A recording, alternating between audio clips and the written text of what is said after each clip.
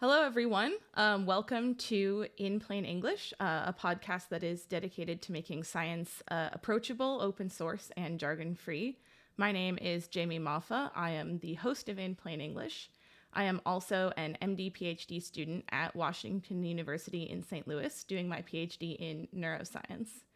Today, I am very excited to be joined by our three amazing guests, Bryan Copits, Michael Eisen, and Alexandra Elbakyan. Thank you all for being on this live stream today.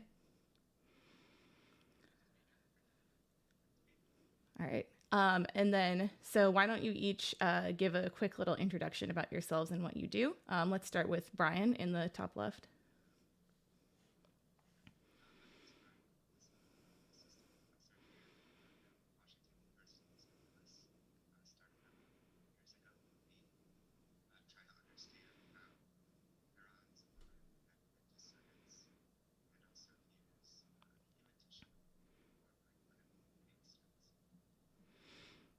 All right. And Michael?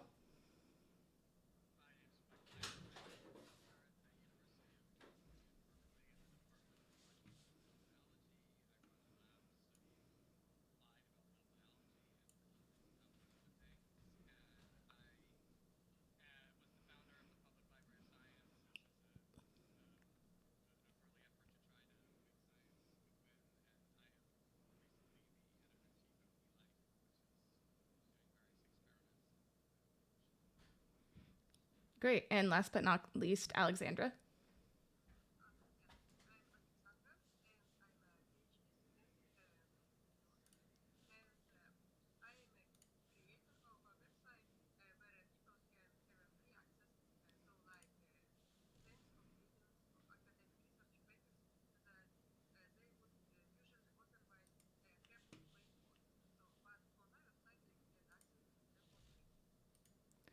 Great.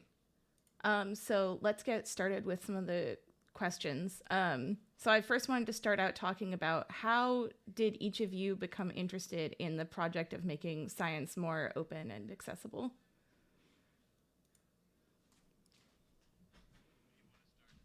Anybody?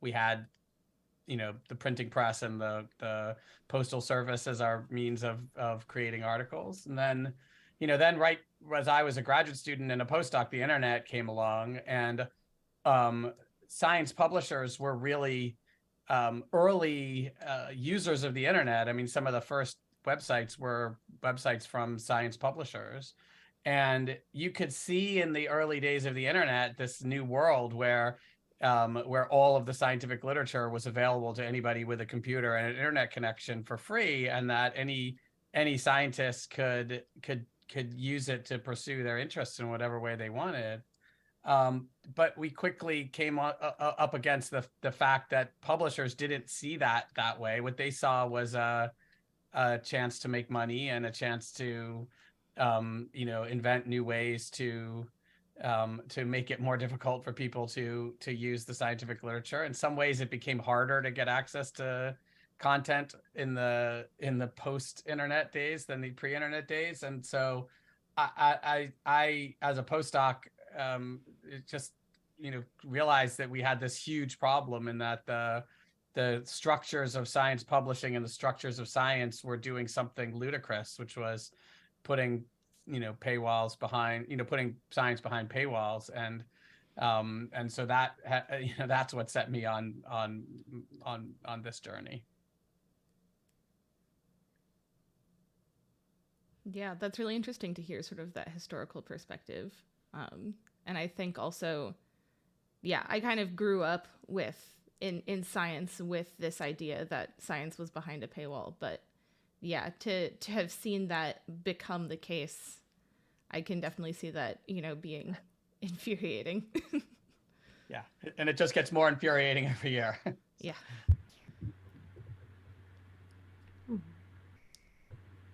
So how about, Okay. yeah, Alexandra, how So, did you yeah, get started? yeah.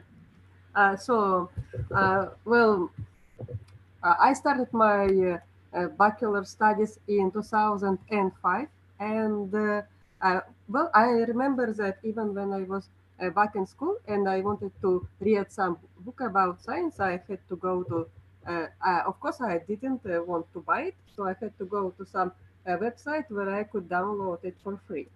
So basically, some pirate website. And like many years later, when I was working on my research project at the university that was like connected to neuroscience. And I started researching for more information about my project, and I encountered that all was paywalled, and I didn't have access. I saw that there should be some website on the internet or something like torrent, perhaps, where I could access or easily download these academic papers for free. But there was no such website. That was the first time when I was thinking about that some tool should be created so people can access academic journals for free without easily. And also, it was the time I started reading some research blogs online, and the topic of open access and open science was actively discussed by different researchers. Uh, and the whole like atmosphere was the consensus was that science should be open and it should be free to access. Yeah. Mm-hmm. And then, Bryan, we've had discussions previously about the importance of open access science, especially for early career researchers. So can you talk a little bit about that from like your perspective? Yeah, right. Yeah, of course, but I guess there might be a technical.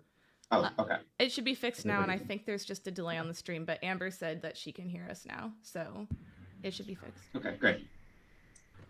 Yeah, so I kind of come into it more gradually. I also kind of grew up always being able to get papers, but from my perspective, there was a lot of time in publishing that you spend, preparing figures a certain way or telling a story and then redoing it and jumping through a lot of hoops that really is important to publish the findings, but how much did it really change our conclusions and how much time did we spend and money spent on that versus moving forward and doing kind of the next set of experiments. And so I was always a bit frustrated by the fact that it really depended on what you were working on as well, or certain journals and things like that, versus just you do good science, get it out there, and kind of let the scientific community be the judge. Yeah, so I think that actually takes us nicely into the first thing that I wanted to talk about was what is the current state of publishing science? Like if you are a researcher and you've done these experiments and you want to get them out into the scientific world, can we talk a little bit about like what is the current and traditional state of how science publishing works right now? Well, I would say that today, the open access movement, they made a lot of success. In the case that a lot of journals are now like offering open access option, and many funders are requiring for new research publications to be open by default. But also there is a problem today that there are no paywalls for readers, but on the other side, there are paywalls for authors. Today you have to pay like crazy amounts of some like many thousands of dollars to be published in open access. And perhaps it's not the problem for the researchers in the United States or Europe, but in other parts of the world, many people like they are against open access because of this.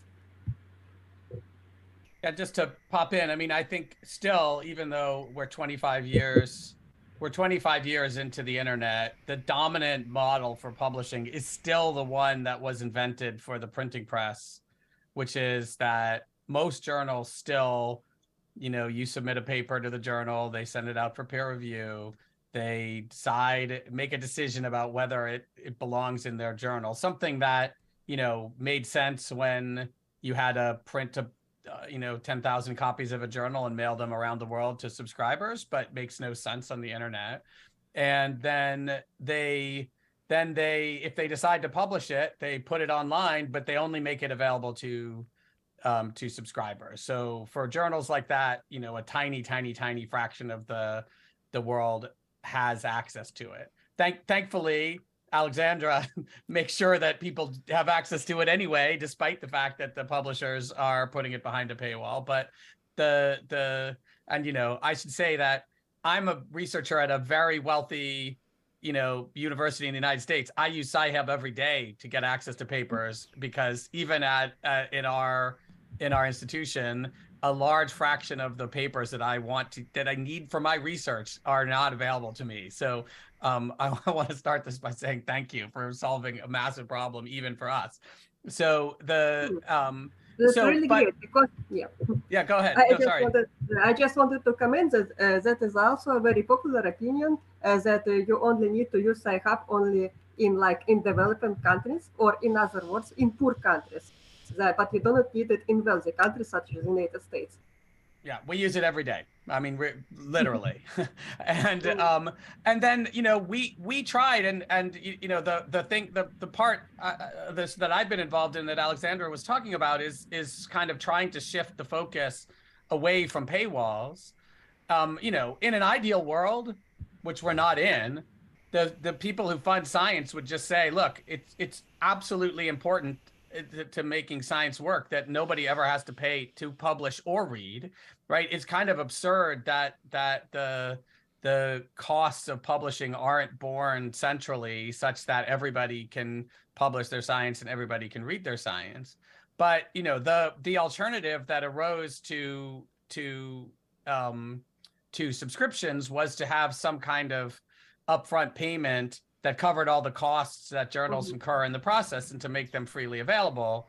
Obviously, in a world where publishers are driven primarily by a motive to make a profit, they've turned that into a way to restrict who can publish as opposed to who can read to publish.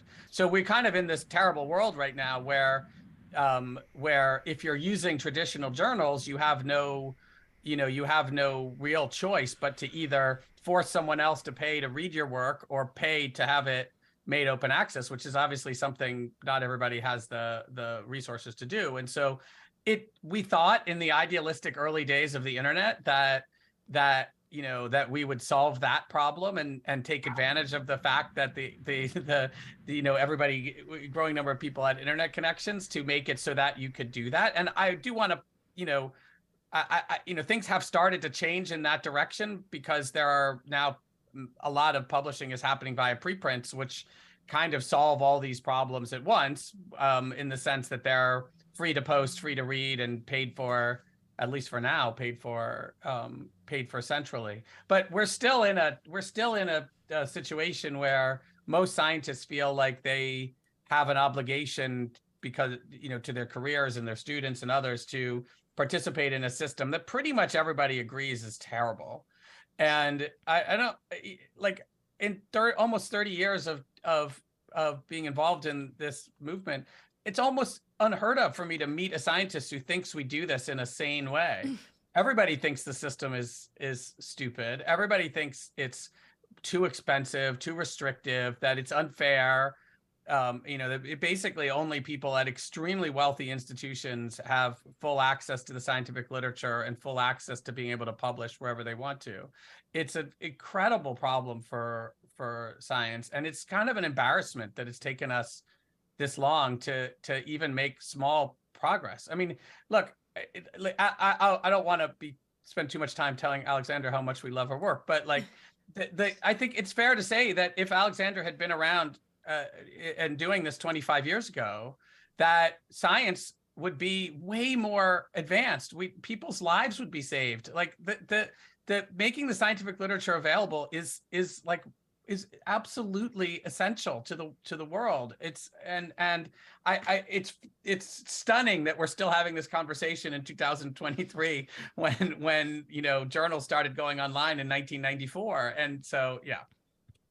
Yes, but actually about so you say like basically very good things about Sci-Hub and my work, but never can hear this from some official position. So that just some university would say this or something like that.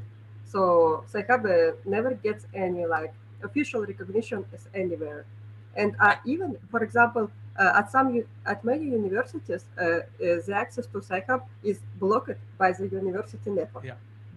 Yeah, because they've created a system where what Alexandra is doing should be considered heroic, whereas in most people look at it as just illegal. And it's right, like they have the exact wrong perspective, and the institutions are favoring the wrong thing. They should be celebrating the fact that science is being made, that the work that their researchers are doing and the work that is being made easier by this work. I mean, the fact that that's true, the fact that institutions aren't celebrating Sci-Hub tells you pretty much everything you need to know about why the system is so terrible.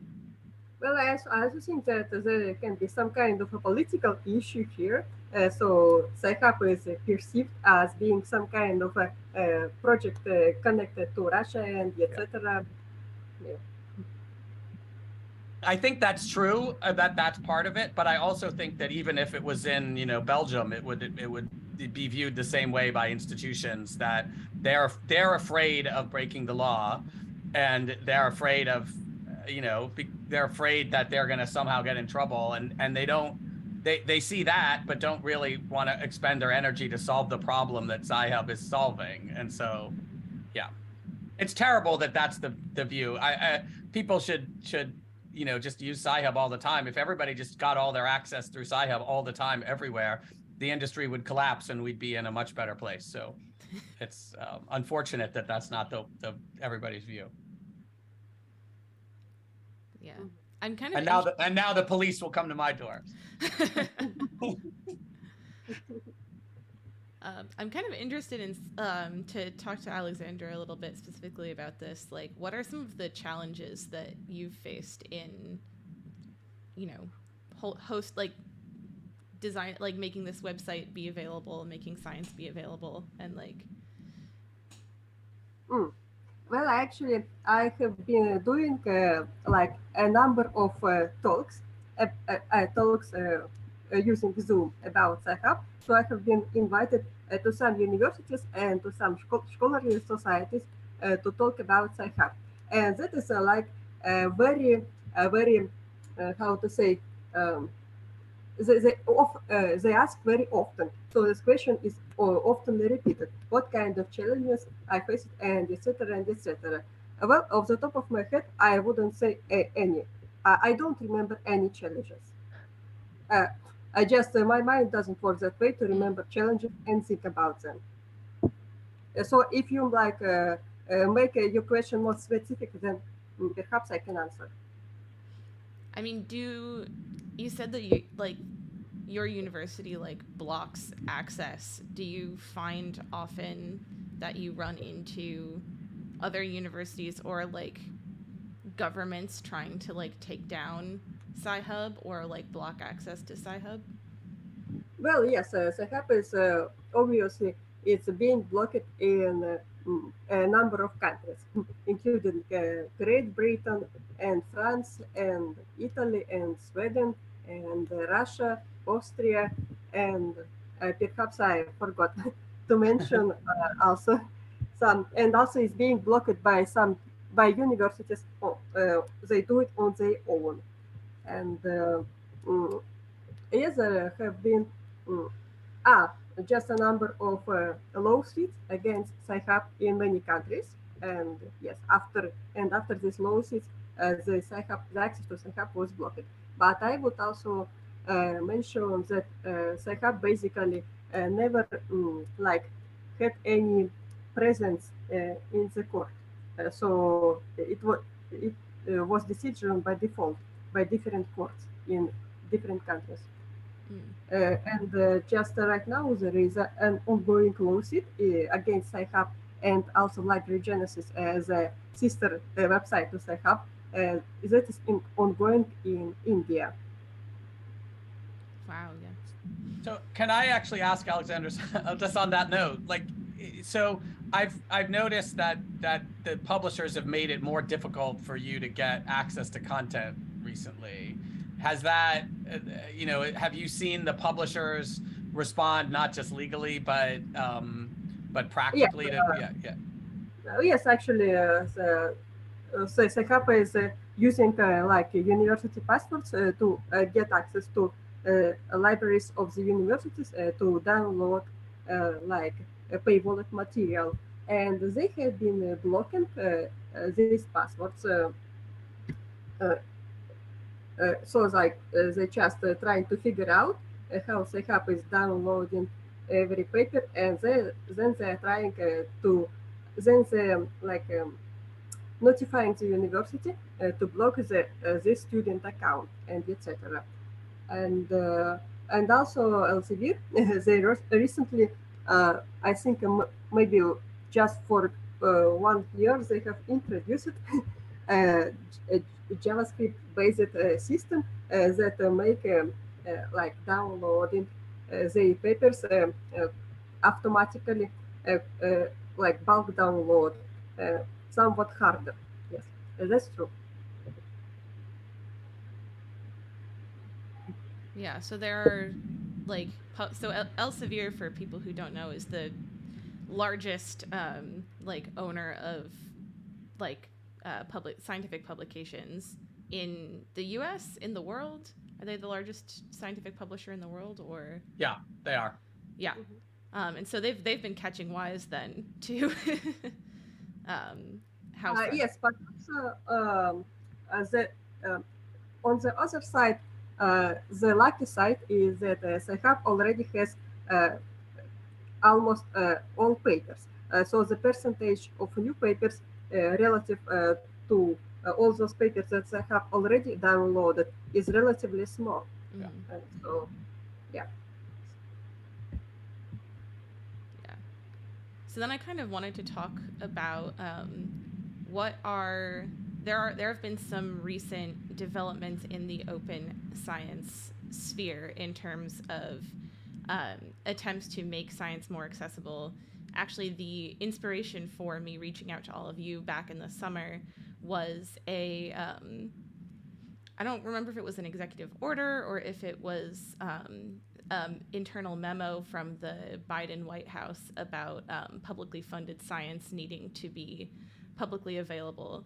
So can you all talk about what some of the like recent developments in this space are, possibly specifically related to the memo, and then how that is impacting scientific publishing like currently? Well, I just wanted to comment. Of course, I am not an expert on what is happening in the United States, but as far as I know, in the United States, they were discussing the open access issue for about 20 years or even more. But so far, nothing changed. Yeah, that is a correct diagnosis. I mean, I think that the White House did something, positive in saying that, basically setting some ground rules that say that if the public is funding science, the science should be publicly available. And rather than trying to get too much into the weeds of how the industry of publishing works, they kind of just are saying, look, if you write a paper and it's funded by the federal government, that you need to make sure that paper is freely available to people. And how exactly that happens is left to the discretion of the different agencies that are funding science. But I think that it's still, we have to wait and see a little bit about how this gets implemented. But I think that they've learned a little bit from the mistakes of some of the things in Europe, or the problems, I guess, with some of the things in Europe, which have made which have really been about how do we pay publishers to do what they do. And the U.S. government's approach is, we'll let the publishers do what they do. We're not going to interfere with it per se, but we, the government has access to the internet. Science authors have access to the internet, and that I hope that what will emerge from that is a kind of parallel system whereby, papers funded by the U.S. government are made freely available by the U.S. government, as opposed to by kind of, negotiating with publishers per se. I mean, we'll see. I mean, it's not yet clear exactly what's going to happen, but as Alexandra points out, as long ago as 1999, the NIH was talking about, setting up a parallel infrastructure for publishing that would basically solve all these problems at once. It would be a place where all funded, federally funded research was made available. Peer reviews would be layered on top of it. They wouldn't be used to restrict who could access it, and that it would be, centrally funded. That it would be treated like infrastructure, just like I work in genome science. If you had a world where the genome databases were set up like publishing databases, where every time you wanted to share a sequence, you had to pay, and every time you wanted to download it, you had to download them one at a time and pay a fee, the science that we do in this field would have been impossible. And that exists because the funding agencies of the world see it as a value for science to just fund that centrally. There's no reason that they shouldn't do that for publishing, right? Like, rather than fighting Sci-Hub, the governments of the world should be funding Sci-Hub and something like it to create a place where every piece of science is made freely available to everybody. And you can submit your science for free, and you can read your science for free. It's very obvious what we need to do, in my mind. It was obvious 25 years ago. The problem is we're just seem incapable of actually getting there because, in part because publishers are very powerful. They make billions of dollars a year, and they have influence in all the places that make decisions about policy. And scientists have been unwilling to break the mold. Every time you send a paper to any journal that is limited in who can use the resource, either as an author or reader, you're continuing the system. And it's kind of a damning statement about science that it's not like people aren't aware of the problem, right? We've been aware of the problem for over a quarter of a century, and yet we've been unable to solve it because, honestly, because of some combination of careerism and profit seeking. So, I hope that the federal government thing that the Biden administration did, which was a step in the right direction, because it establishes a principle, right? Establishing the principle that federally funded research should be free is great, but now they have to execute. So. What I would also add that is also a very good point that you say that many countries should be funding Sci-Hub, and actually the solution is that this issue should be discussed on the level of the United Nations, in the same way like climate change is being discussed. Well, I actually have seen that on the United Nations website, they have the open access pages, some general words about their support of open access, but they never mention, for example, Sci-Hub. And it was quite surprising to me. Why? Because Sci-Hub was quite a big event in science if you measure it by impact.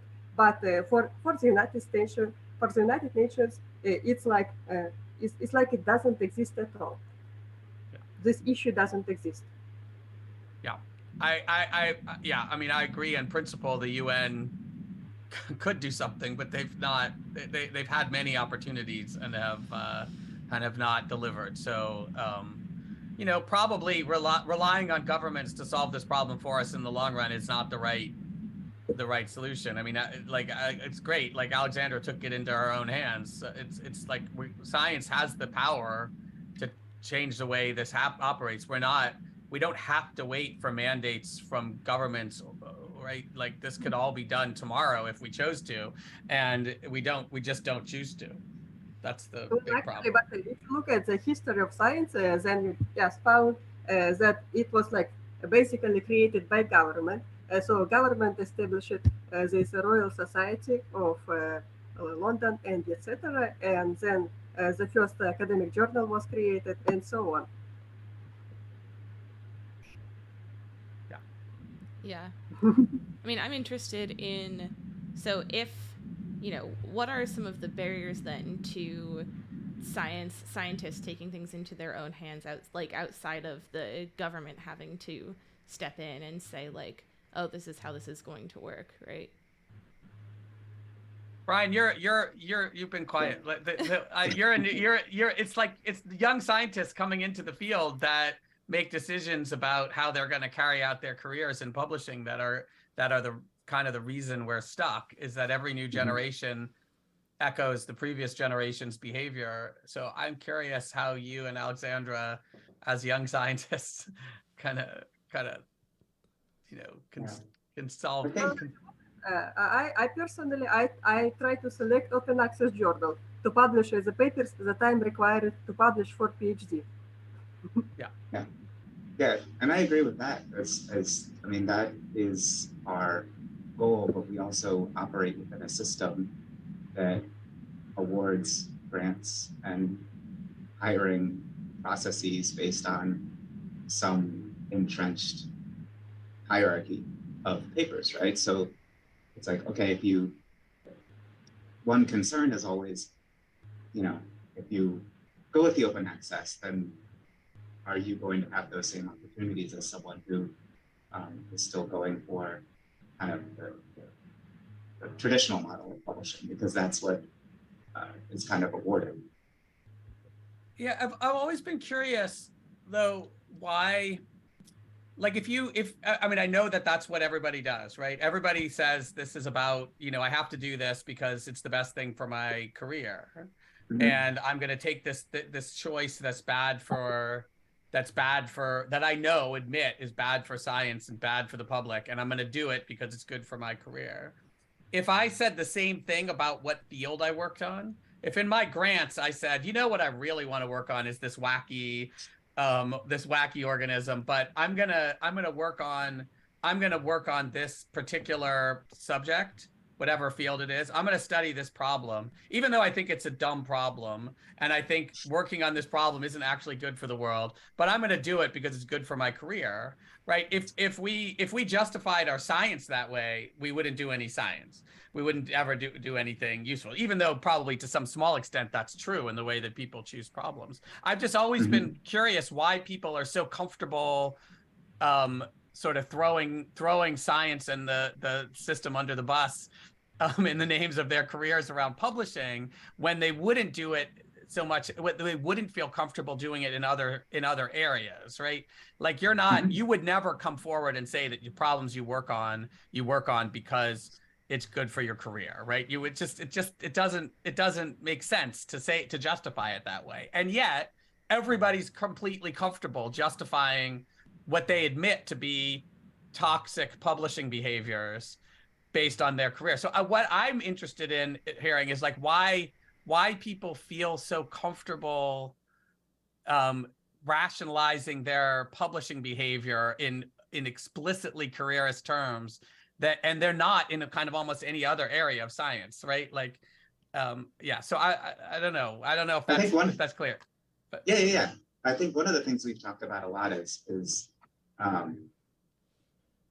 trying, I think, in a way to strike a balance between those two, to not, that there's, eventually you want it to shift all to being completely open access, but, starting to move the needle in that direction, I think, with the new generation of younger scientists and students that are growing up with this discussion front and center, it starts to shift the conversation. It's not going to happen overnight by our lab deciding to only do that, but that Well, maybe it Why would, not? yeah. Why not? Yeah, like if everybody seriously. just got on board.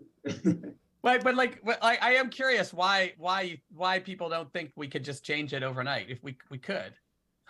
It right? would take sort of a massive coordination. Like you'd need to get at least a plurality, if not a majority, of people doing science in, you know, the nations that are producing the largest amount of like scientific output to all decide like we're not going to do this. I don't know. Why do you think that? Like, why? Like, seriously, why don't we all just like if we all just said this is dumb, or like if 10 of us, or 20, or 30, or 50, or however many said it was dumb and started to do it differently? I mean, this is a viral world. In many ways.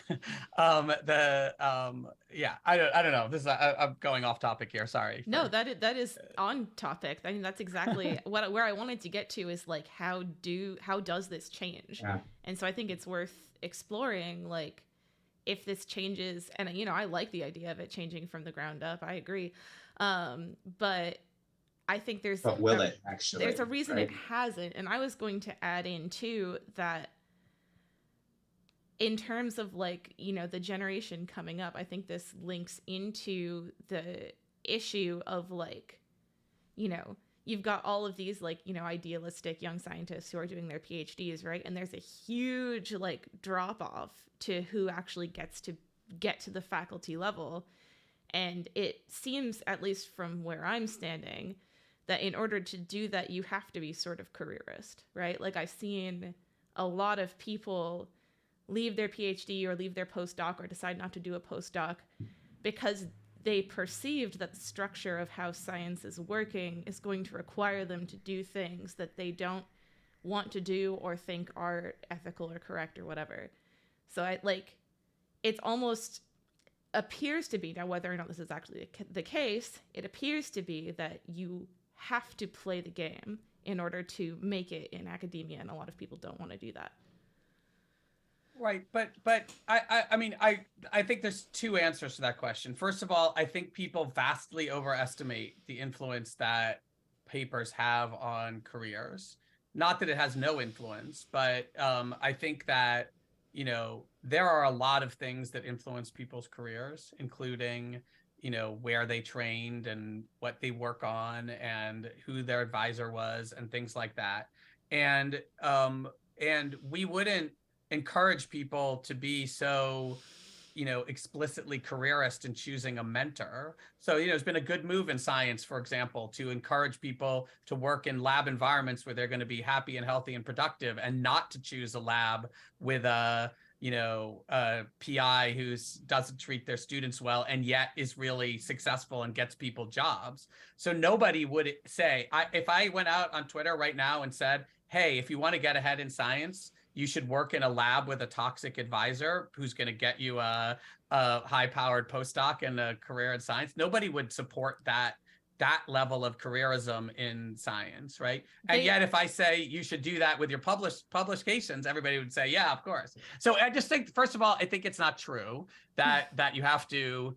I think it's not true that you need high-impact publications to get ahead in science. Nobody does the experiment, right? Nobody with papers that would get published in high impact journals routinely shuns them, or very few people do.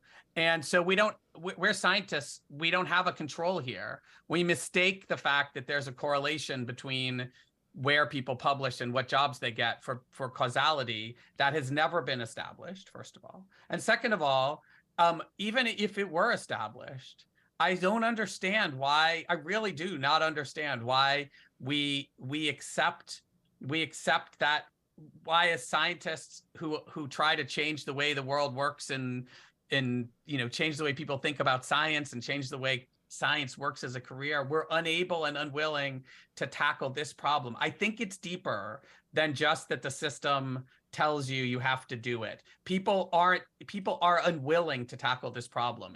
They're unwilling to absorb anything that looks like a risk to their careers, or even a possible risk to their careers, to change publishing. Whereas that they are willing to absorb risk to their careers for all sorts of other reasons. So there's something deeper and something more fundamental about this that I think than just simply saying, well, I have to do it to advance my career. People choose to listen to that that message right there. Yeah, it's well. I would actually, from what I know, it's like not actually the matter of career, but the matter of funding. So the better papers you have published, the better your chances to have your next research project funded. Or so that is all controlled by government money in the end. In some places it's true, in some cases it's not true, and I think that even if it were true, I think people have the we have it, like those decisions are at some level made by scientists too, right? Like not everywhere, but in most countries funding decisions are made by scientists at some level. And so if that's true, which it is partially true, it's because we make it true. And again, like we've had lots of success recently in like changing all sorts of other aspects of science, right? We changed the way that graduate students are funded. We changed the way that we focus on mentoring and career development. It's not like we're stuck in a world where we can't make science work better.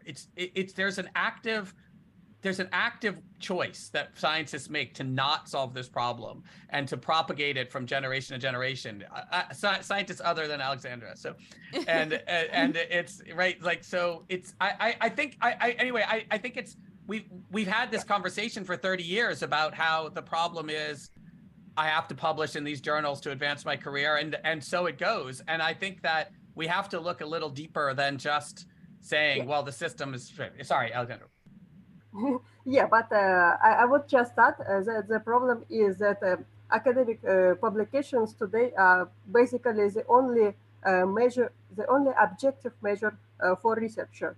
So it's like you can simply count the number of citations, the number of publications, the impact factor of journals, and so you can measure the researchers in a, like say, some kind of a reliable way. Otherwise, the system would collapse because you cannot just assign funding or make decisions about hiring someone just because you like this person or you don't like this person. Sure, I think that's true, but but this idea that we need to have this business of publishing be the way it is in order to accomplish that goal is flawed, right? I mean, you can tell, like I think the right model before us solves both of these problems at once, right? The right model is one where authors publish their work in something like, an archive, Sci-Hub, whatever you want to call it. Authors have control over their papers until they sign away the copyright. If you don't do that, then you can make the papers freely available. So you create a place where everybody publishes everything for free. Whatever costs there are, which would be small, would be borne by governments in proportion to how much they fund science or some formula that's fair. And then everybody can publish for free. And everybody can read for free.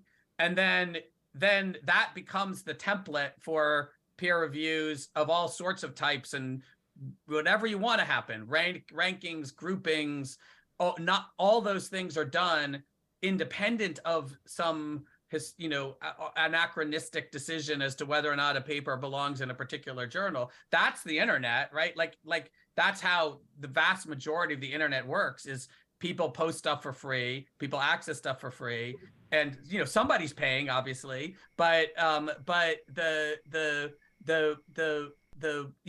things get rated, you get grouped, you get lists. Like there is an infrastructure and a just a facility in the world with organizing and ranking and finding the flaws in information that's independent of a $10 billion a year publishing industry. The thing is, we don't need this industry. The industry is an obstacle. All of the work, essentially all the work, all the value is done by scientists for free. And it's the fact that we haven't figured out a way to organize our effort in a manner that doesn't require that we pay just tons of money to publishers and limit who can participate in one way or another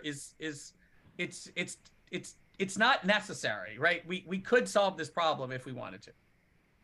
Well, but I would also okay. I would only you and then me. Okay. Go ahead. Go ahead. Me and then okay. Yeah. Okay. Yes, I just wanted to add that I wouldn't be so much optimistic about internet, because today we see that internet became dominated by large monopolistic corporations, yes, such as YouTube and social media, and they basically control and censor how information flows. So it's not the kind of thing that we want. I agree.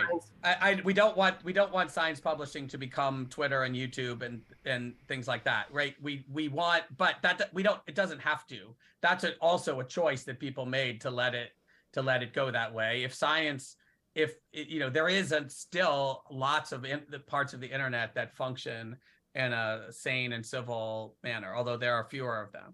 It's the same problem, right? Like once profit motive takes over the way that things are governed, they go in directions that aren't in the interests of the users. And so we've let that happen in publishing, right? We've clearly already established that we've given over the what's best for science to what's best for publishers. I agree that just saying, well, we don't need anybody, let's throw it all up on the internet and let the internet sort it out, also isn't a solution. So it has to be chaos isn't the answer, but that doesn't mean that we're anywhere near the right solution now, right? We can do it better. I think one of the challenges too that I see is if you're making a decision on personnel or you're on a study section, there's a bit that like almost makes it easier, I guess, sometimes. Not saying it's right, but to look at the name of a journal or a certain tier of paper, say, okay, they make a certain cutoff, right? Because it's much more difficult. I would argue this is what we should do, but it's much more difficult to actually read the science if it's out of your field and decide whether it's conducted, in a rigorous way. If you have 100 applicants or 20 grants on a study section, and I think there's talking to a lot of colleagues, there's a reluctance there to not that that's what we should do, but that does the fact that somebody at some other journal who you don't necessarily know made a decision to accept a paper for a journal tell you that either? It doesn't, right? No, it doesn't. But people say this all the time, right? People say this all the time that I need, right? Like if you want your life to be easy, I can just assign a random score to every paper and we can just reward science based on that. If our goal is to make the job of grant reviewers easy, I can easily do that by just randomly assigning funding. I would actually argue, Alexandra, that a world where we randomly assign funding isn't necessarily a terrible one, just to be clear, right? It has its problems, but where we make excuses, right? In ancient Greece, they had a democracy system where they just randomly assigned people to different positions, and it worked. Yeah, for a while. So I guess this question still, it always comes back to this, like, what are we trying to accomplish, right? With publishing, right? Even if it were true, right? Like, even if it were true that we needed a hierarchy of journals and a traditional publishing system and assigning journal names to accomplish all these things, and even if it was in your best interests as a scientist to publish in these journals to navigate the system, doesn't the fact that it's just terrible for the public and terrible for science as a whole, shouldn't that be what governs our behavior? It is true that these conversations always get back to, I have to do it this way because it's good for my career or my student's career or something, or, we can't do peer review at grant panels without journal titles. All these are very parochial little concern, right? Not that it's your concerns about your career is little, it's just they're very local. And I think we spend way too little time talking about how the structure of publishing keeps science hold science back, right? I mean, I'm always struck by every time you see an important discovery, right? Some like major thing that changed the way the world worked, or the way we think, that it was based on people getting information via publications over time, right? And many different cases, like these things build on each other. Every single thing we do that makes that harder and slower and less efficient, it slows down science. And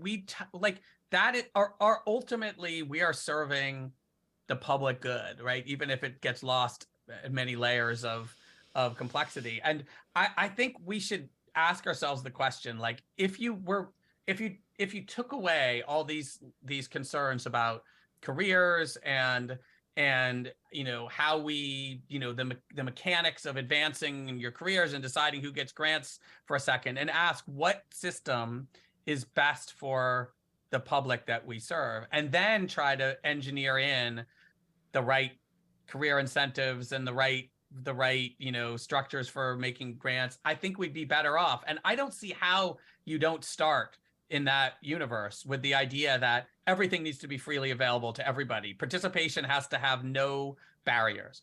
And if that isn't the starting principle, I don't know what is. And I think we should be working backwards from that to say, like, okay, our goal is to make everything completely freely available to everybody. And that means both that you don't need Sci-Hub, to access it. It's just all there. Or, maybe Sci-Hub becomes the place you access it, but everything's there without paywalls. It also means that nobody ever has to pay to publish, right? These are two barriers we've erected in publishing. We should start with that principle, that those things are irreducible, and work backwards, right? You immediately get to the question of who pays for it, right? I think it's clear that has to be paid for by the same people who fund science. It's even if you spend $10 billion a year on publishing, it's still a small fraction of the total. And also note, they're already paying it, right? The funders are already paying that $10 billion indirectly, but it ultimately comes from those pools. So the fact that we can't figure that problem out, it's not like we need more money, we need less money. This is a beautiful problem to find, right? We need less money to solve this problem than we're currently spending. We know what we want to accomplish, and yet somehow we remain incapable of it. But when you just tell people that everything must be free, they immediately answer that it is impossible. Somebody has to pay. Sure. Yeah. So the governments have to pay, right? Like free access, there's lots of things we get access to for free that somebody pays for, right? So it's not like the world is built upon things we have free access to, and yet there's some mechanism for paying, right? Nobody prevents me from, nobody charges me to walk on the sidewalk, but somebody's paying for it, right? It's free at some level, but it's not free to do. We all understand, I think we should, if anybody pays any attention to anything in the world, that there's lots of things that cost money and yet we're not charged for. And that sometimes the right way to structure things is not to create tolls at every step of the process. That what you end up with is if society is better because science is working at peak efficiency, then this should be a no-brainer. So I guess then, if we are starting, because I think this is true, obviously, if we are starting from like what is best for the advancement of science and the public good, and then building in how do we get there, I want to talk about how do you have to structure something like that? And there's not necessarily a right answer to this. I've seen a number of different mechanisms posited. So I'm very interested in that discussion, though, of like, if we agree that's where we have to end up, how do you actually go about getting there? And what's the best way to set it up? I mean, people have proposed answers to this for a long time, and probably there is no right answer. There's many different ways you can do it, but something that looks like a place where you can just post your science for free and it's immediately available for free to everybody. So something along the lines of a preprint server where everything, there's some filtering to make sure that it's actually science and not advertising or pornography or whatever else, you don't want to post there, right? There's some screen to make sure that what is being submitted is an actual work of science. So it belongs in the place. If you did that, right, how much, like we know that costs, a tiny fraction of total publishing, right? I think you could, there's something like, I don't know, depends on what you count, but there's several million papers published every year. Alexandra probably has a better idea than anybody of what that number is, but it's several million papers get published every year nowadays. Yeah, that's about that number. Yeah. So if you have something like bioRxiv or something, which at its most expensive costs, $100 a paper, which is extreme, you're still spending, hundreds of millions of dollars instead of $10 billion on the infrastructure, right? Even if you went to the absolute gold standard of really paying someone to copy edit everything and do all this work to go in there, it's still way less than the $5,000 per paper we currently pay kind of at the level of the whole system. So the basic infrastructure seems obvious, which is a place where everybody can publish their work and everybody can get access to it for free. And it's funded centrally. Again, I don't, like, any big country's science budget could absorb the entire cost of that as a rounding error, right? This is a rounding error in the US science budget to fund the entire thing. I don't think it should only be funded by the US, because I think it should be owned collectively by scientists across the world. So every country that funds science should pitch in proportion to the amount of science they fund to support it. But I think that it's very easy to create that. A lot of our problems go away if you do that. Then you need a separate system I agree with Alexandra, if you don't want this to become YouTube where nasty comments rule the way and it's all a popularity contest. There's a lot of problems with that too, but we already do peer review in a way. I don't think we do it in a particularly good way, but there's nothing that stops us from then assembling on the side of this system.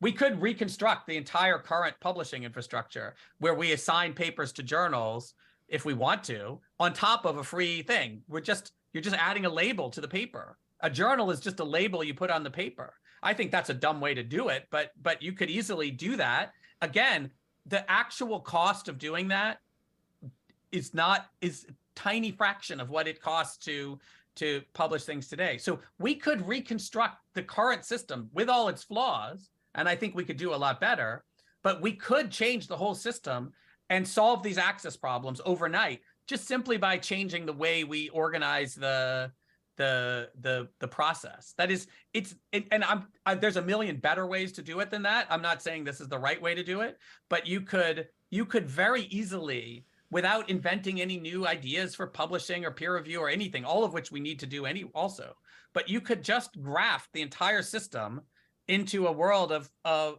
existing system into a world of free access, just simply by changing the way that the process is funded.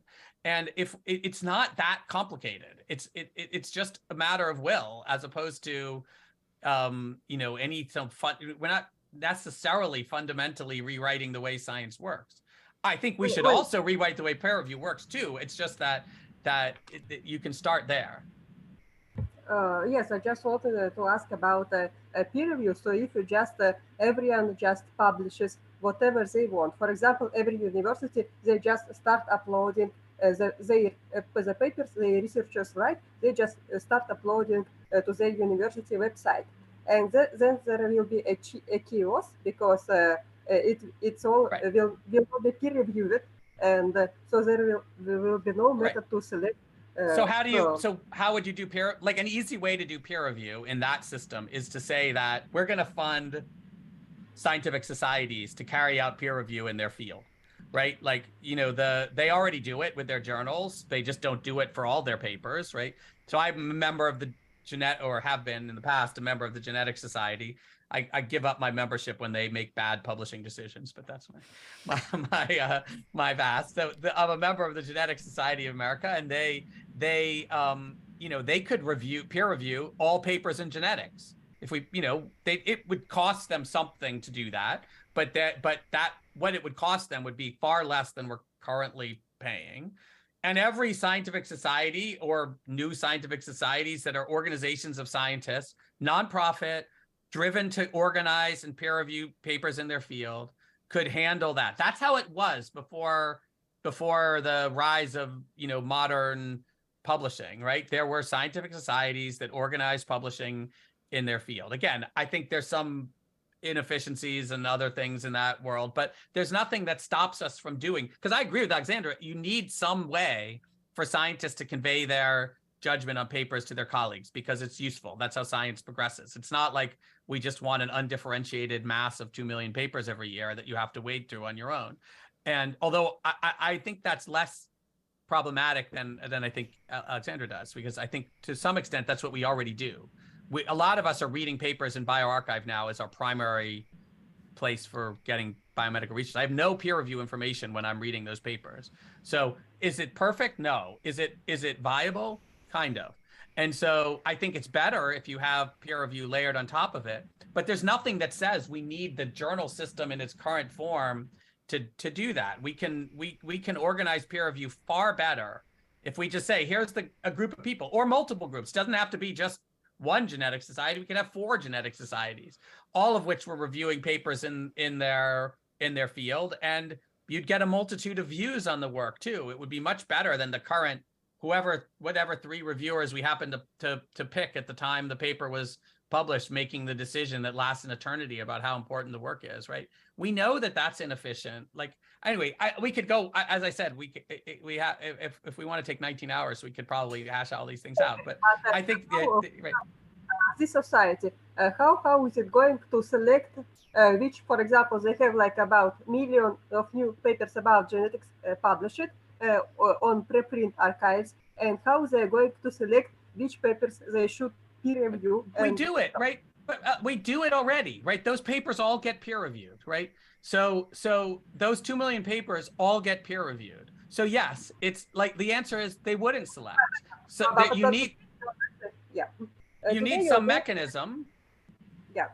Today's mechanism is that the authors will select the journal and send the paper to the selected journal for peer review. So basically today, every journal is a small society. And so we have like, today we have like thousands of different societies. Yeah, 50,000 or something, yeah.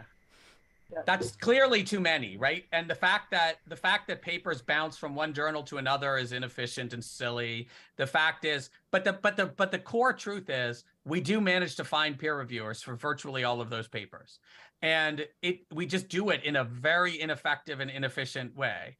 I think we have ideas, other people have ideas about how to match papers to peer reviewers and make sure that every paper gets peer reviewed fairly, and right. There are ways you could do that are better than what we currently do, which is you send it to a journal and then the journal goes and begs people to peer review the paper until they get 2 or 3 people to do it. And then, right, this system is not working, right? It's like one of the slowest parts in publishing today is finding peer reviewers, right? The system is breaking because it's organized in a poor way. I think peer reviewers don't like to participate in a system that is so, it's like, it's not rewarding. It's not for most people. I think in some contexts, at our journal, we think we do it in a way that is more rewarding, but still, like, it's hard for us to find reviewers. I think that the system, we need a different idea for how to match people to papers. We need to take advantage of the fact that there's lots of scientists out there who would love to participate in peer review, but don't have a mechanism for doing so. I don't know why we don't have more like, open up peer review to people volunteering to peer review papers, even though there's problems with that too. But like, we've so stuck in this one model. And again, the model exists because it did well in the print era. If you were starting from scratch, right? Like if we started from scratch, you would never say, here, let's create 50,000 different journals to assign badges to papers as a way of handling peer review on 2 million papers. It's clearly not taking advantage of the technology we have before us. We wouldn't say, oh, let's only judge them at one fixed point in time. We wouldn't say, let's just, make career decisions based on what 3 reviewers thought of this paper, 4 years ago, right? Like, the things we do are nuts. So it's, yeah, so.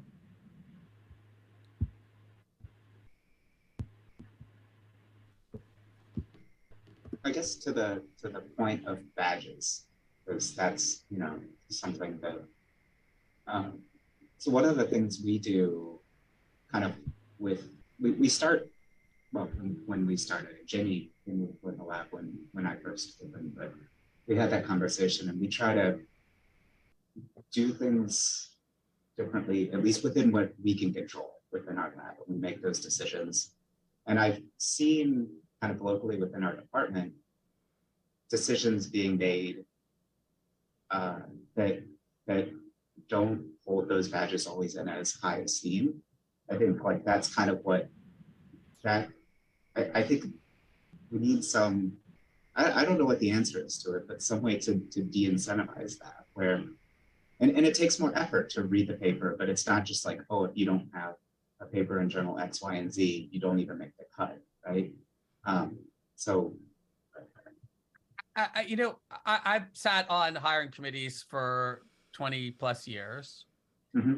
I've never seen a person hired because they had a paper in a particular journal. It never happens, right? Have you seen people not hired because they didn't? I've never seen people not hired. I don't think, I think it is possible that there are people who would have gotten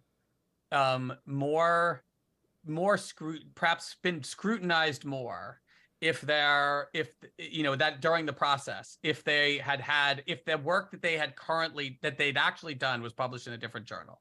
I'm sure we've overlooked some good candidates in some cases because of journals, but we've overlooked more good candidates because they didn't come from the right institution. We've overlooked more good candidates because they didn't work in a field that people found interesting at the time, right? Like, yes, it's true that, you have to get attention at some level. We get hundreds of applications, and everybody who succeeds at any stage in the process has gotten somebody's attention somehow, either because the problem they're working on sounds really exciting, or because they know the lab's research that they're coming from, the lab that they're coming from, and they've have a good track record for producing, strong scientists, or, they recognize something in their CV that they found interesting. They worked in a particular problem that,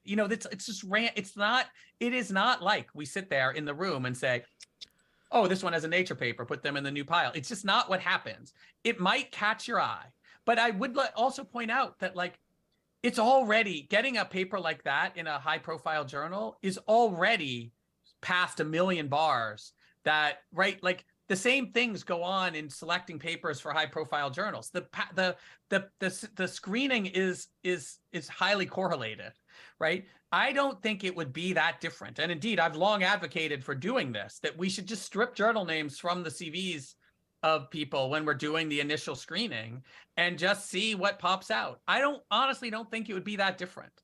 And I think it wouldn't be that different because, those journals are already echoing the biases and tastes of science. It's very, very rare, in my experience, for somebody who doesn't tick any of the other boxes that would get you noticed, who works on an obscure problem, who came from a place that's not on the normal track of faculty candidates at Berkeley, things like that, for them to pop on our screen solely because they had a high impact paper, right? It has happened, but it's a very unusual.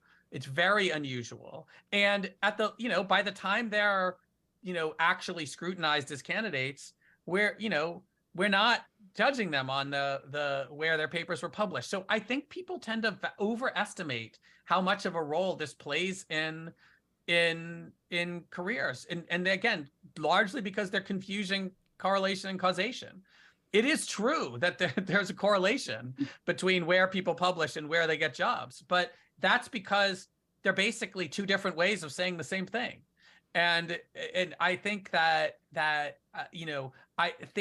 just don't think it has been true. Even in a department that in many ways is extremely conservative in what they, my colleagues publish in high impact journals all the time. They're not. We seem to have lost Alexandra temporarily, at least. They're not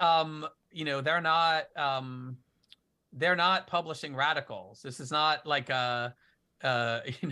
despite Berkeley's reputation, it's not like my department is like one of the most conservative departments I interact with in terms of their publishing attitudes. And yet we just don't do that. We don't hire people based on where they publish. And I don't think it's true. I think people are being sold a kind of bill of goods that all it takes in science is to get your paper into a high impact journal and you're going to be successful. Like the other decisions you've made, like what type of science you're doing, who you're working for, how good your results are, things like that are way more impactful. So anyway. Yeah. I hope I've just messaged Alexandra. I've just emailed Alexandra, but I think that brings up an interesting question for new models of disseminating scientific research, which is, say we had something that seems very sort of egalitarian where, everybody can sort of post their research paper on a kind of archive.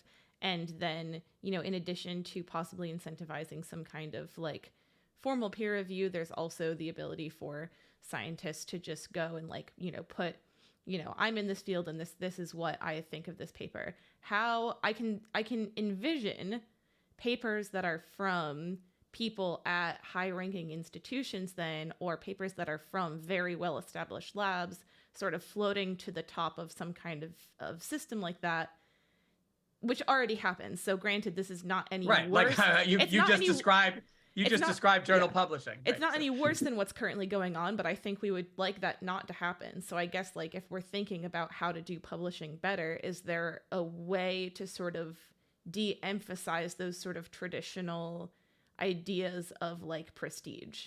Yeah, I think it's tricky, but I do think we can't, it should be as strong a goal of as making stuff free for participation in both a reader and an author should be a goal to make sure that science is judged on its merits, not by its authors, right? And I think that we have exacerbated the problem of judging people based on who they are, not what they've done with the current publishing system. So, but obviously it doesn't mean that you just snap your fingers and you get a system that's better. Obviously, papers that get attention on Twitter are not necessarily from high profile labs, but they're from high profile people, which is not always a step in the right direction. I would say it's not a step in the right direction. So it is a little bit more democratizing that if you're on, a scientist who's not at a, traditional top tier institution, but has built a good following on Twitter, they can get their work noticed more easily on Twitter with a preprint than they can in a high profile journal.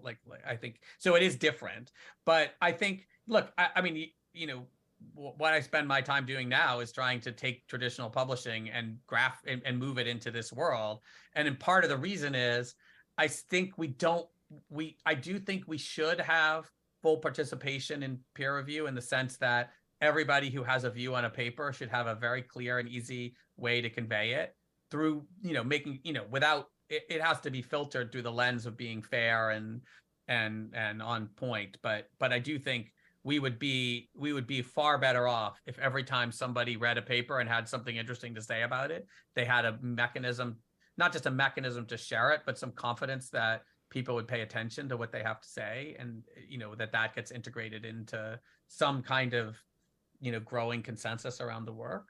But I also think that, it is valuable to have people, have a layer of I don't know what, like, exactly how to describe it, but some, like, I think of it as kind of grown-ups in the room kind of thing, like, people who take it upon themselves to solve that problem, to be fair, to look for papers that are interesting irrespective of who's written them, and to try to do exactly, to aspire at least to do what we want to do here, which is to judge all papers based on their contents, not on anything else. Do we succeed in doing that perfectly? Absolutely not. Like, even with the best intentions and the best setups, people are biased. We know that. We see it. Like, we do experiments at eLife to try to look at, like, what helps, what governs people's choices of what papers to review and how to review them and things like that. And it's very hard to purge the process of any kind of preconceptions that people have about science. And but we can certainly do better.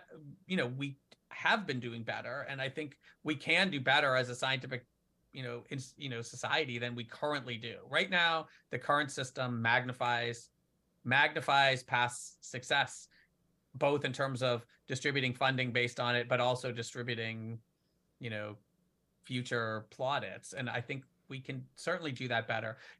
I think we haven't yet done it, but I think we should all start playing around with blind peer reviews and things, things that are hard to do, but parts of the peer review process can be blinded to author identity and institution.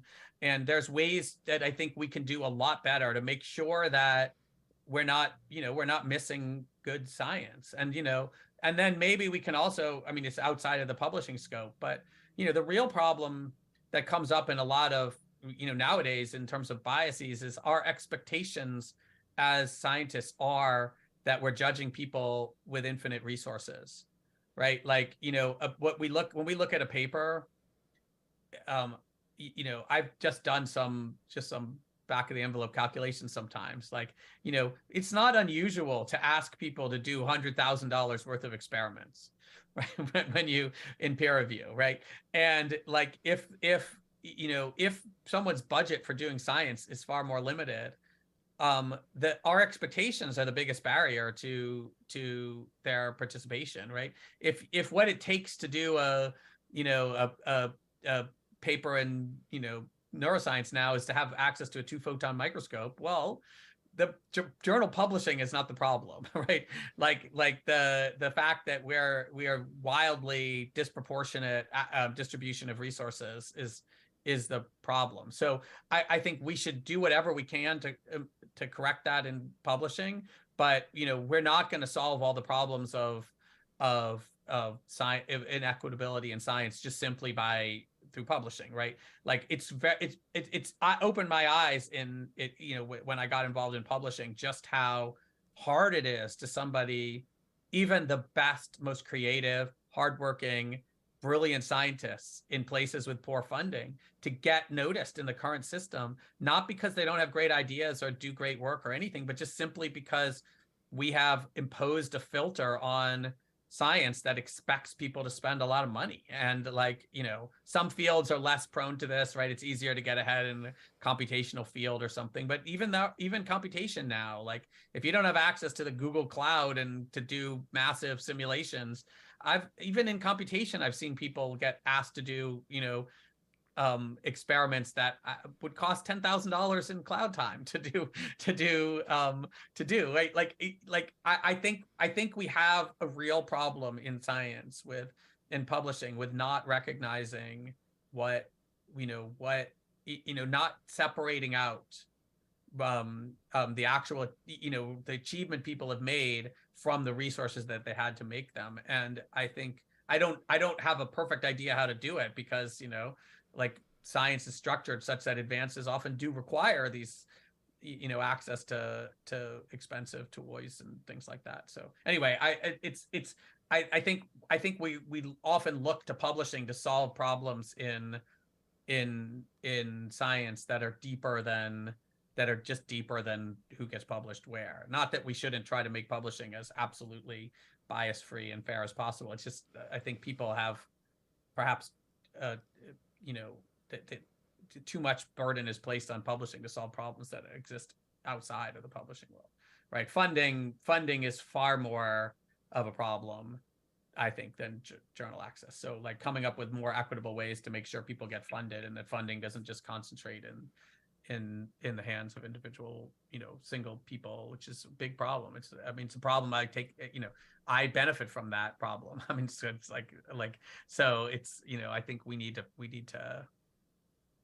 solve a lot. An important thing like to keep in mind too when we're going through that peer review process is not just the cost, but how many times it's been rare that like the fundamental conclusion of a paper has been changed because we've jumped through a lot more hoops and made things flashier, but it doesn't often happen in my limited experience so far, that fundamental conclusions change. Yeah, I mean, look, this is kind of what we're trying to get at eLife now, which is to say, like, okay, peer review.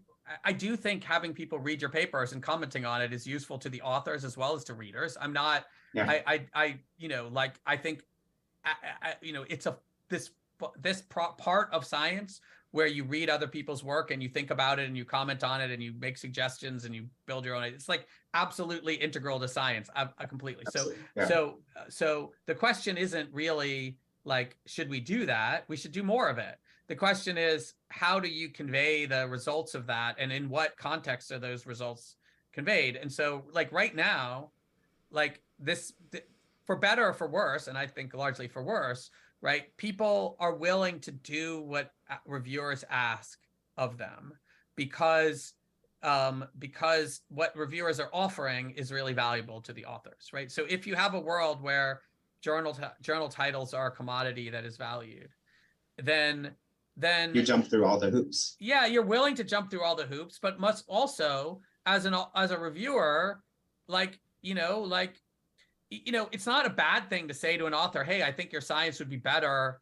Like, it's a natural thing to say, like, yeah. Hey, I think this was really good, but you didn't convince me in this place. The following experiment would convince me that you did this, or, you know, like this particular conclusion isn't, I don't buy it, but, you know, here's some things you could do maybe to, right? It's natural to say that as a reviewer. And it's natural, and it's at least understandable in the current system why an author would feel compelled to take those suggestions, even if they don't think it's worth their time, right? So, like, we're trying to break that at eLife by saying to authors, look, we're going to tell you what we think about your paper. Like, we're not going to, like, you know, we're going to review your paper and tell you what you think about it. We're not going to say this is in or out of eLife. We're just going to tell you what we think about it. Like, you can make your own judgments about whether or not, you know, this particular assessment corresponds to something you care about or not. That's not our business. We're going to tell you what we think about the paper, and we're going to make suggestions to you about how to improve it.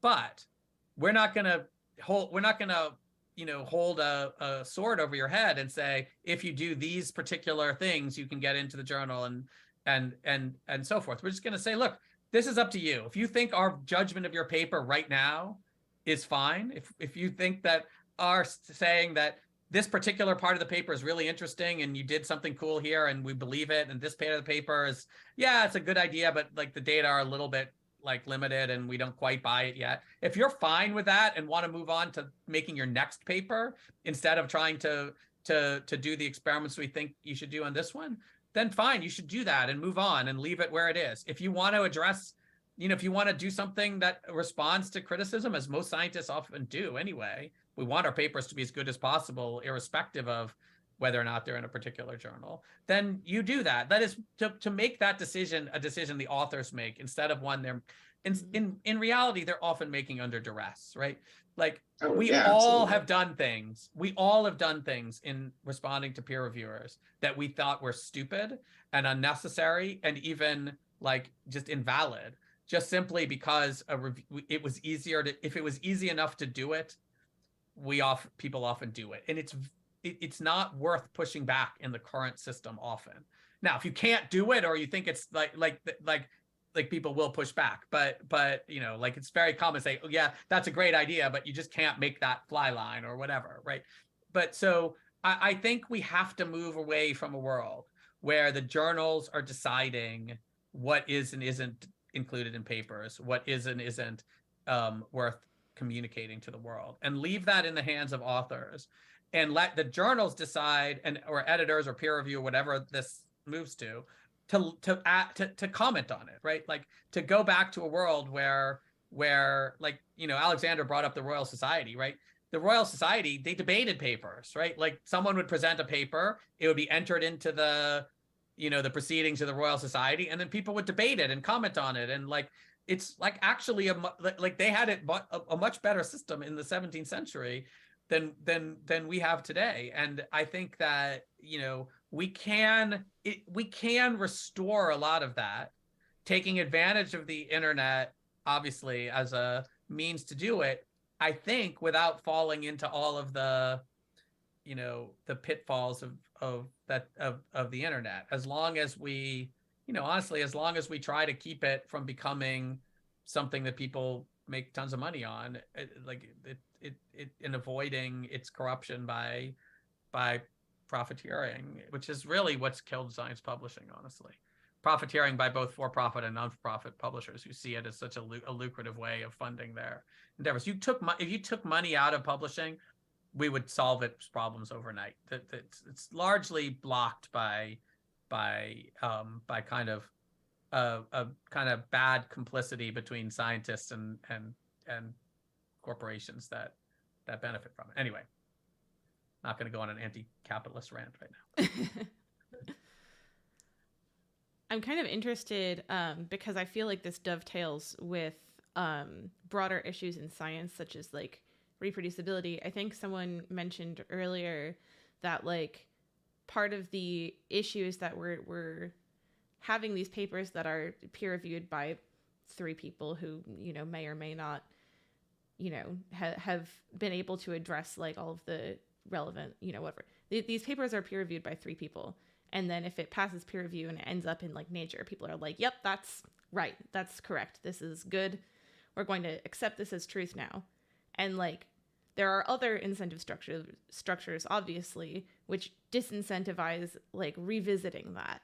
So I'm kind of curious, do you think that having this kind of thing that eLife is trying to set up, right, where you submit a paper, people, the reviewers review it, and those comments are public and you can see that, and if the like researchers who submitted the paper say like we just can't do those additional experiments, do you think that would actually incentivize people like continuing to revisit the question of the paper and saying like, well, I think it would have been more convincing if they had done this, so I'm going to take the time to do this and see if it supports their conclusion, or maybe they really ought to have done this because it kind of does not support their conclusion.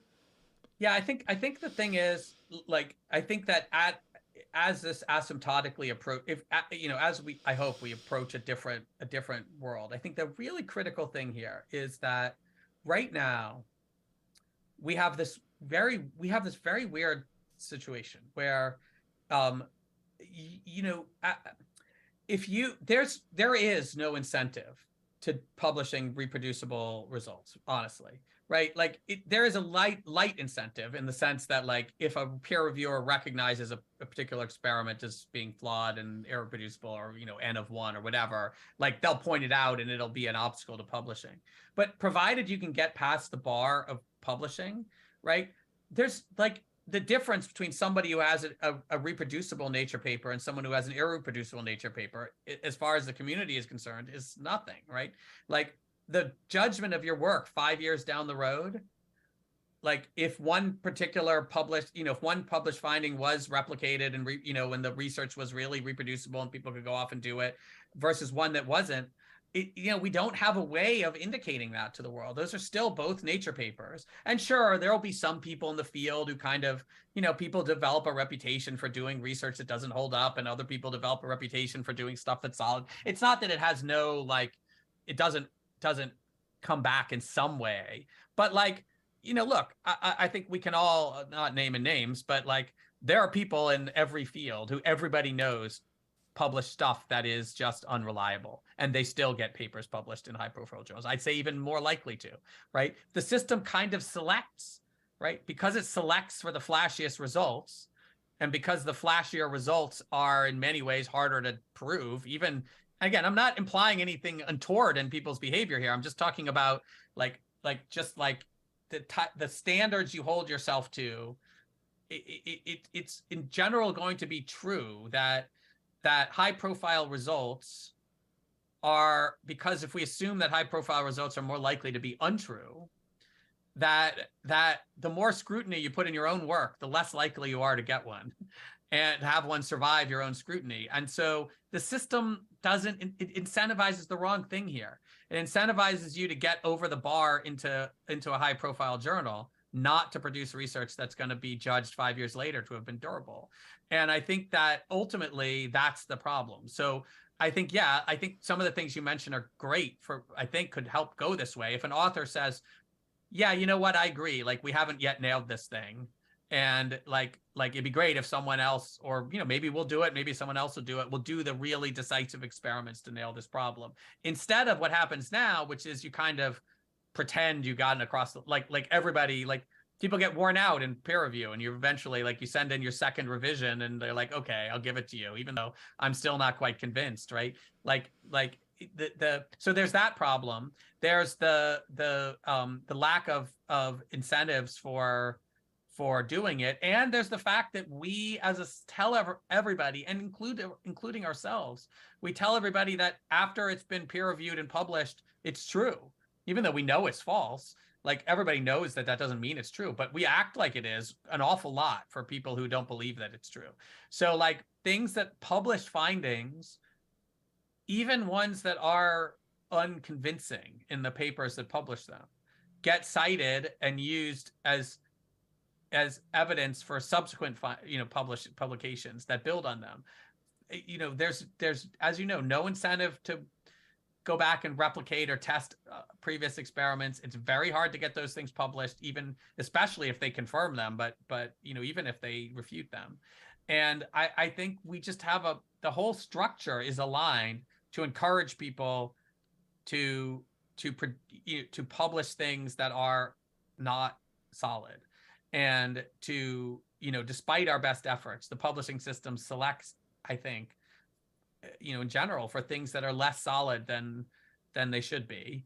And and we have absolutely once things get published, there is literally no incentive in the publishing system, at least, to correct your work, to no difference in reward given the work that is right versus work that isn't right. There's there's some meta layer out there in the world that influences that, but by and large, it's just you're fine, right? You can publish a work that turns out to be irreproducible and nobody cares.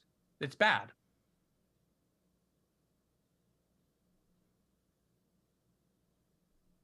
Yeah, I don't know how to solve that, but I mean, I definitely agree that you get a reputation, and I think that that's really, as scientists, we should pride ourselves more on a reputation than these papers, right? The reputation doesn't travel. It's like, how do you reputations travel by word of mouth, and they're very unreliable, right? So like that's one other thing I've learned, is that I've learned not to trust people's reputations, right? Because they are as subject to bias as anything. And again, I'm not saying my views of people's are any better than anybody else's. I just mean that I think reputations are tricky things, because they're not rigorously determined, let's say. And so I think it would be better, it would be better if, instead of having 50,000 journals that are all competing to review the latest papers, we had some journals and some people whose view was, well, let's take the most, and there's been some efforts to do this in reproducibility space, although I think that these efforts themselves have some issues. But if you just said, okay, let's take the most influential papers in our field that were published 5 years ago and revisit them, Like, did they turn out to be durable? Like, do we still think that this stuff is true? How is the field used and responded? And like, and just add that as part of the metadata around a paper, right? Like, it'd be very useful. Obviously, you can't do that for papers that are just published, but it's not like we rely only on recent papers in our work. I'm frequently using papers from decades ago in what I'm looking at. It would be great if I had, in addition to the paper, some sense from the people in the field, especially if it's not my field, for how that paper is now viewed. If like, you know, there are papers in my field that continue to be cited and as if they are true, that are, you know, known by the cognoscenti as to be completely wrong. And so it's, you know, there's like, how do you correct that? Like, the journals don't want to publish your takedown of the paper that says this is completely wrong. They do occasionally, but like by and large, like it has to be wrong in an interesting way for them to, you know, to want to publish it. But just saying, look, this is was deeply flawed and like they didn't prove it. Like, I'm sorry, this is wrong. Nobody cares. And like, there's no way of recording that. Whereas if we had a culture in which we said, well, yeah, look, important papers are going to be revisited by the field 5 years later and re-reviewed and reassessed and with what we know now. And look, no skin off your back. Like, it's not necessarily a character flaw if your work doesn't hold up to scrutiny. So like, lots of the best scientists who are careful and rigorous, their work just, new data proves that it was wrong. It shouldn't be viewed as like as a slap. It should be viewed as the natural process of science. And I would hope that one of the things that we accomplish at eLife is we get people to stop looking at the place a work is published as the indicator of its success. In part because that's so immutable. And like, once it's published there, short of retraction, it's always published there. And even if it's retracted, most people still treat it as if it's published there. And right, like, I don't know exactly how we do this, but I do know that so long as we're stuck in this world where the only thing that matters is where a paper is published, we can't do all these other things. So you know, it's really important that we break that connection in people's minds between where something appears and how important and correct it is, and try to get them to focus on, you know, what the reviewers and editors actually thought about the paper, because that feels less definitive, right? If I write my opinion about a paper, that can carry as much information, if not more information, than, hey, this is a Nature paper, right? That, like, because I can explain why and I can offer some caveats, etc. If I express it as a judgment, that doesn't feel permanent.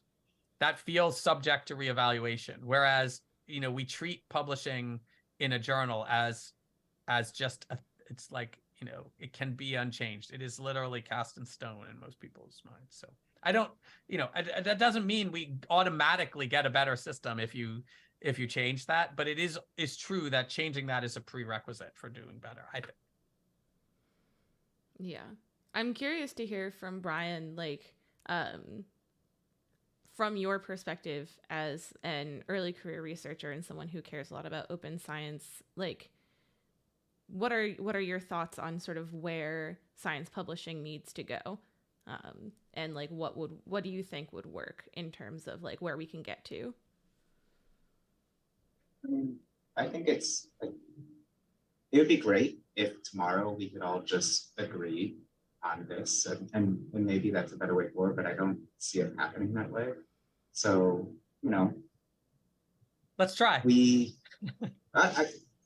would be great, but it's I guess the reluctance too is you know, you make it into this position and then it'd be precarious to navigate the next steps of promotion. It might be easier, you know, 20 years from now for me, but you know, we do have to try. And so like anything that moves the needle, I think is progress. And this is a slow ship to turn, I think. I don't think it's gonna all of a sudden do a 180.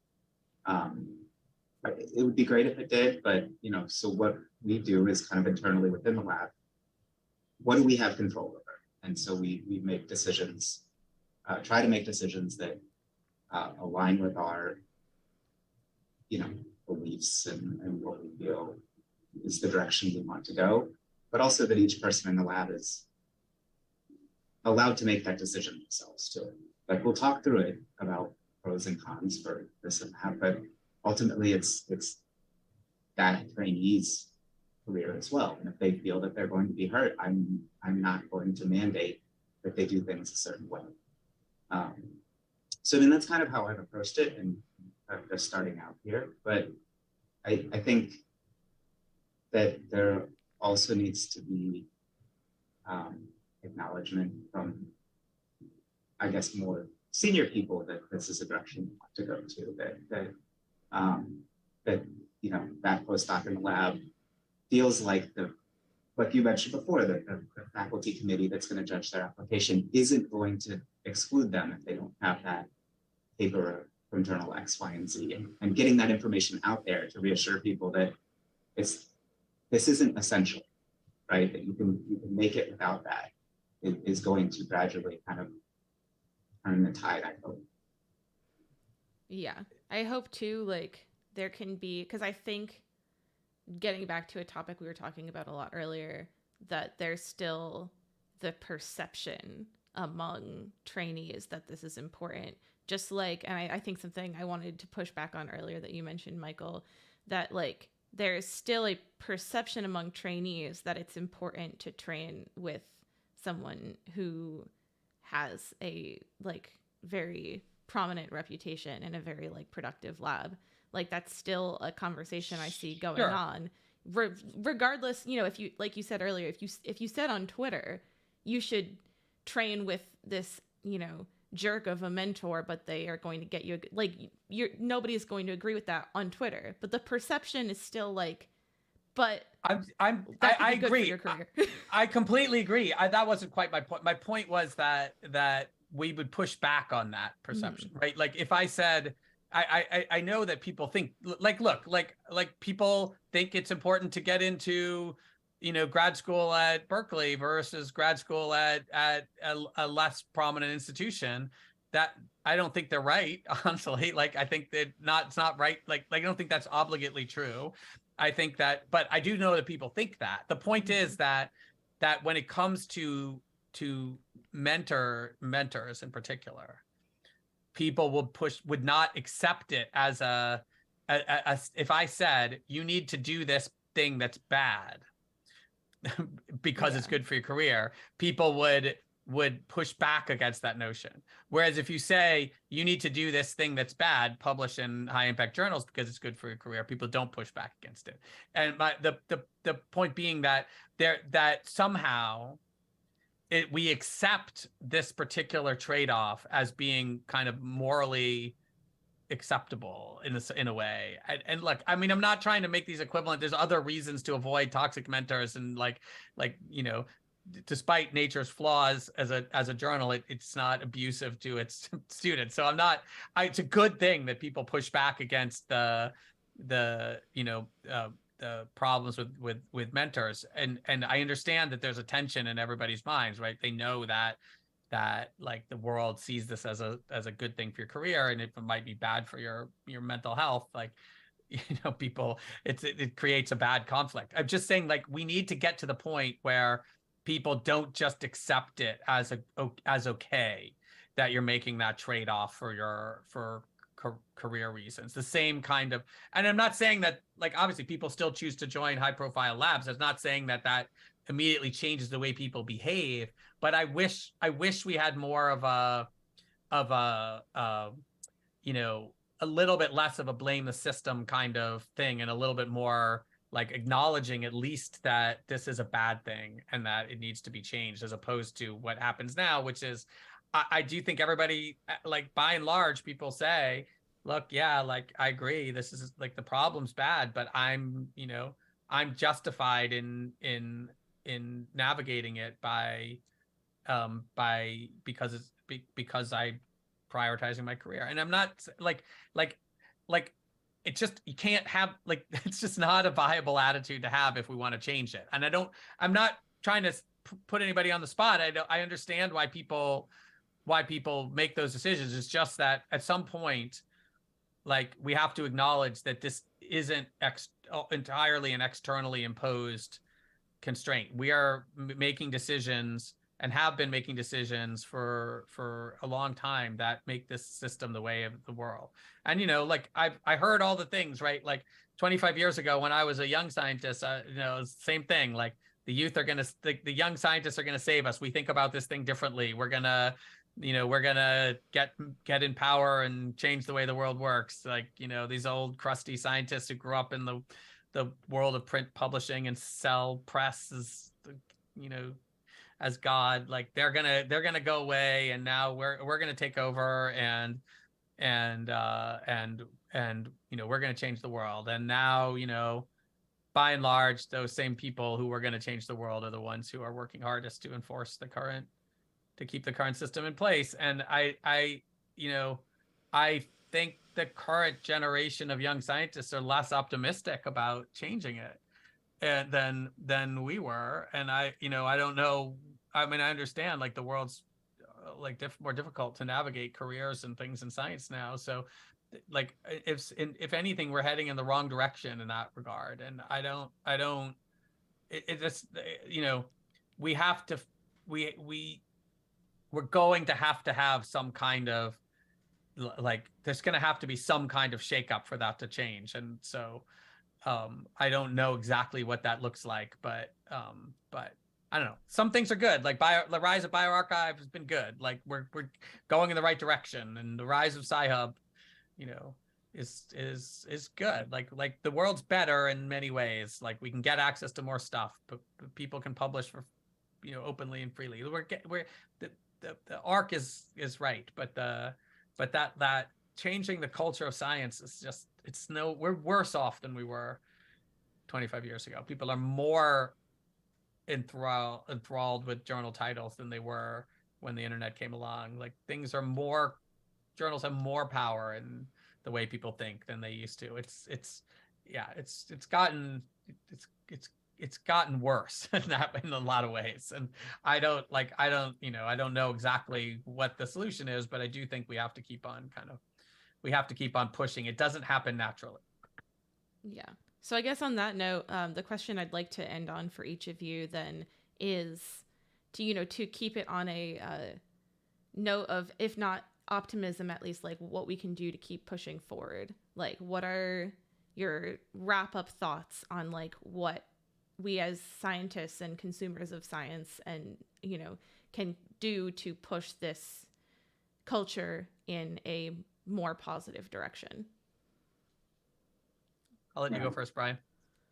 Yeah, so it's kind of the points that I've already, it's what can I influence or control with my tiny amount of power in this position, and to do the most to move things there. And then I think that kind of spreads across maybe departments, or, it can be, oh, well, that lab's doing that. And again, I keep mentioning, but it's a slow turn of the ship that to gradually bring things towards in the direction that you want to.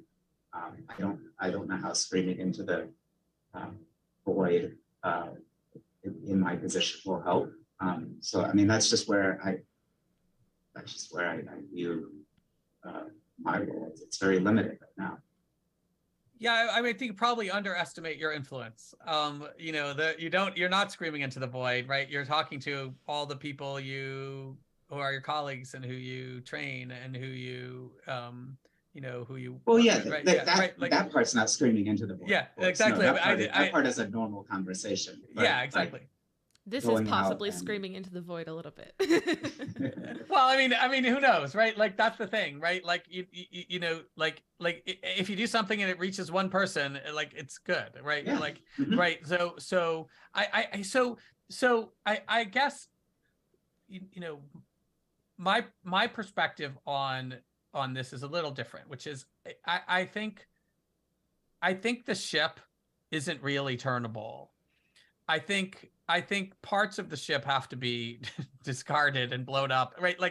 I think that what has been my most sobering kind of observation over time is that it's not good enough to just say, okay, here's a problem.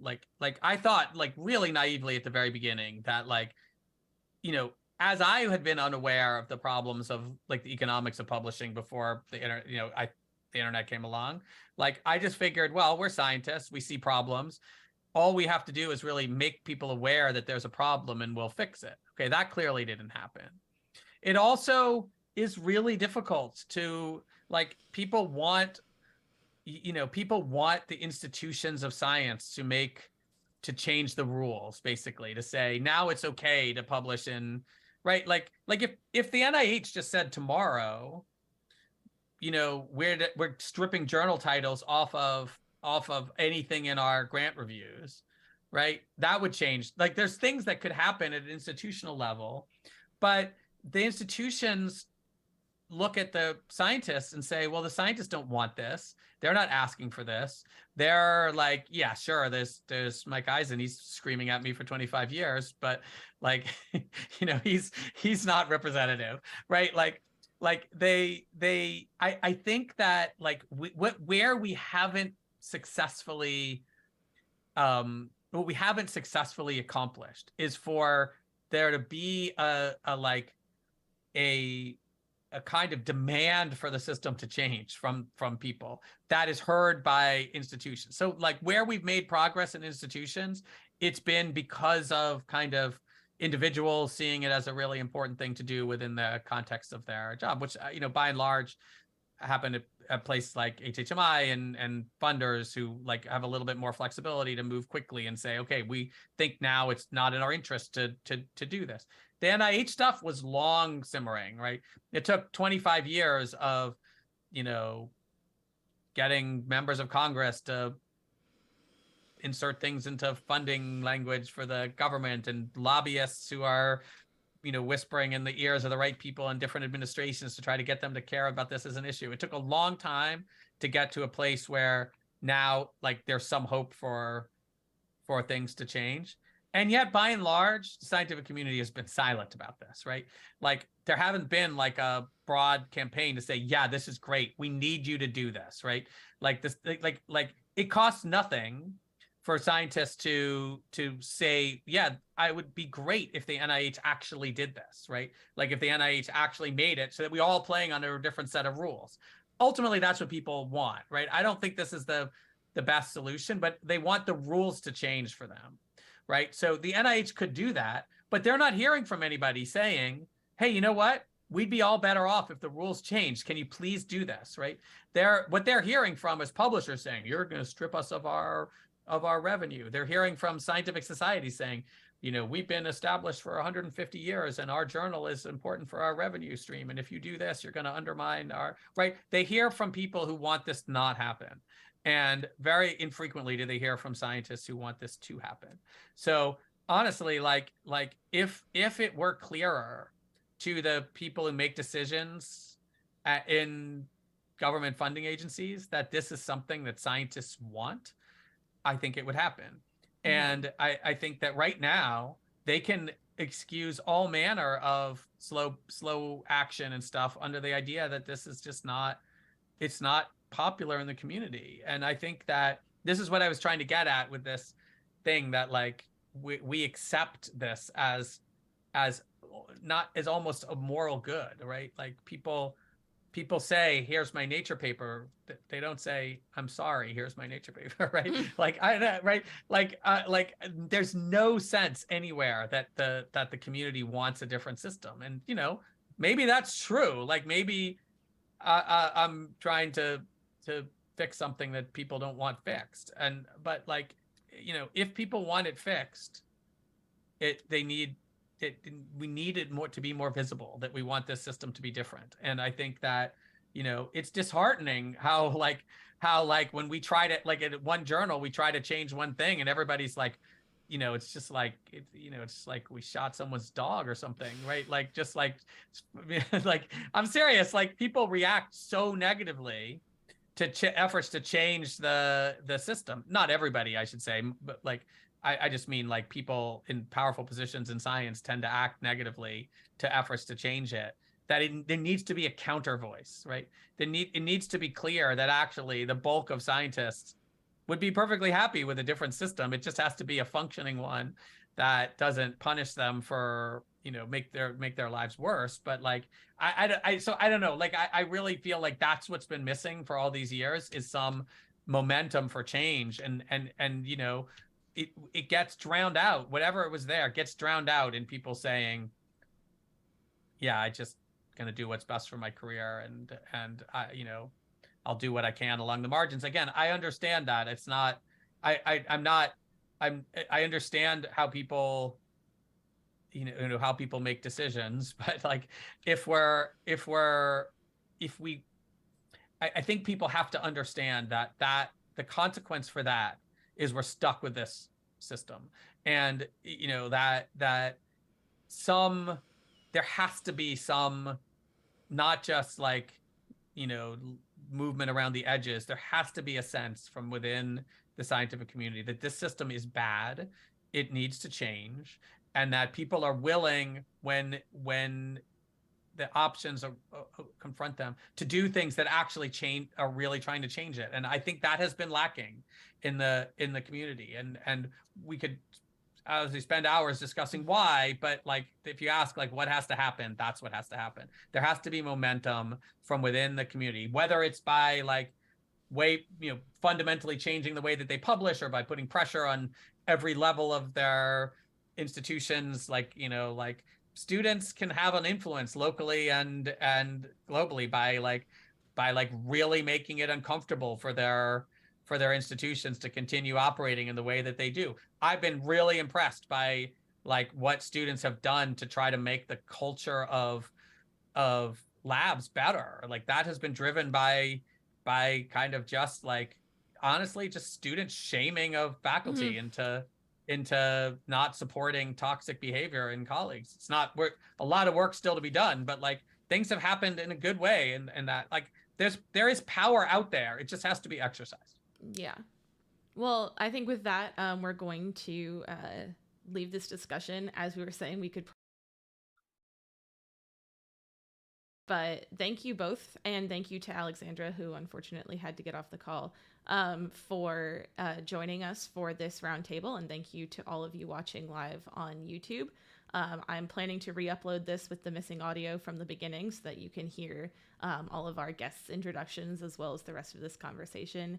And a edited and abridged version of this conversation will also be live on the podcast feed at inplainenglishpod.org on next Tuesday.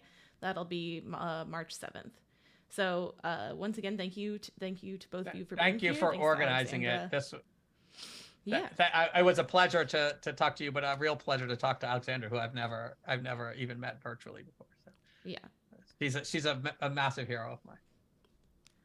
All right. And yeah, with that, we'll see you for the next episode of In Plain English. Bye. Bye, everybody. So Jamie, how do you want me to send the thing to you? Just email the recording? Okay. I will do so. I will do it right now.